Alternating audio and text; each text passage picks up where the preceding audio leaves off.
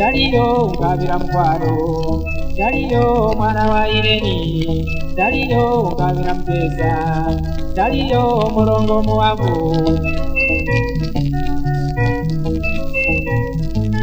Oluli balaba taliwo, mutesa balaba taliwo ne batomuzamuza. N'akalatyanza balina ebikibwa ng'olwo batembeza lusira. Nga ennaku z'omwezi 24 Ogwokutaano 1966 Obwakabaka bwa Buganda bwakulwawo nnyo nga bula olw'ebyaliwo ku lunaku luno. Nga 24 Ogwokutaano 1966 lwakyanga olunaku olulala wabula eyo ekiro mu matumbi budde akatambi kakyusa enzingula nti amasasi gatandika okubwatuka okwetooloola olubiri lwonna nga n'ekyaddirira gaali mawulire kusaasaana nga Obote bwe yali alumbye nnyiniinsi Sir Edward Muteesa owookubiri. Okusinziira ku baaliwo ebiseera ebyo nga y'omu kaawonawo mu lutalo luno y'omu ku baali abajaasi ba Ssekabaka Sir Edward Muteesa owookubiri. Yiisi Kasibante ng'ono mutuuze ku kyalo Mitala Maria agamba nti amasasi gaavuga okumala essaawa nga 8 okutuusa ekire ky'enkuba lwe kyatonnya awo nno Ssekabaka Sir Edward Muteesa II n'asobola okudduka okwesimatula ku basajjambula ba Milton Obote abaali bamulumbye nga baduumirwa Idi Amin Dada.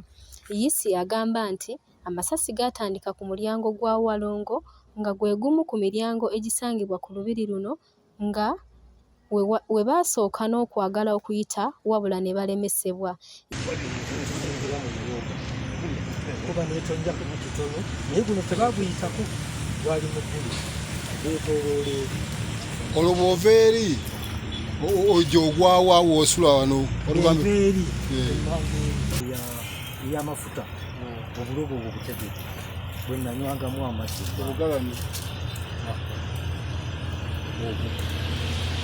nanva wano nenzija nenzigulawo manya nenywa amazzi n'okomawo nenneebako essaawa nga 8 ogw'ekiro neefulumamu nengenda ku mulyango oguli manya ku nnyumba erina esala olugulu nengenda wano oluggi luno lwambaawo wakati wali awali tenta mu kitundu awo ewali ofiisi ya Kabaka ey'ekyama ng'eri ludda waradde tenti awo nga waliwo abaggazi abakuuma wano abaggula omulyango ogwo okutuuka.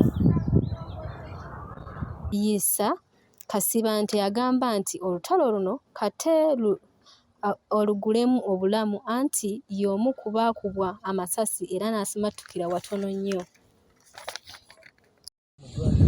esatu waka nodde waka okuva ebbanga eryo ekiwundu ekyo olina obuvune bwonna bwe kikutawaanyizaamu ng'omuntu alwala naye ng'ekiwundu sirina ku buvune bwonna ng'ova ku kiwundu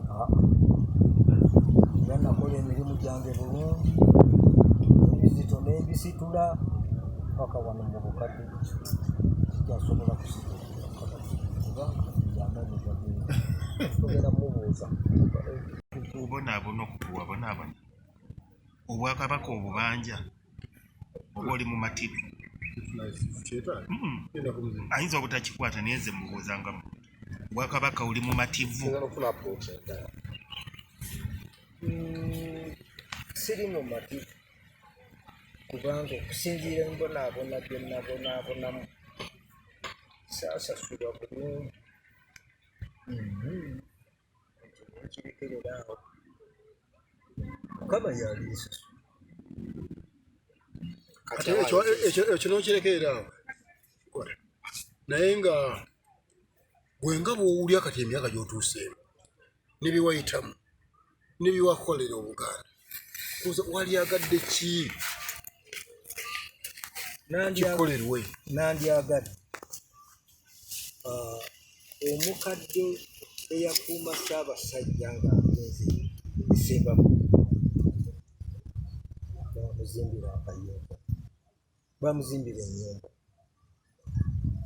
nange singa nfuna omukisa ogwo mu ngeri gyempiseemu mu mirimu mu kutambula kibi nange nandifunyeyo akantu kendaga ki abaana bange oba bazzukulu bange nti taata kino ekijja muki nabo ne bafuna amaanyi ne bafuna okwagala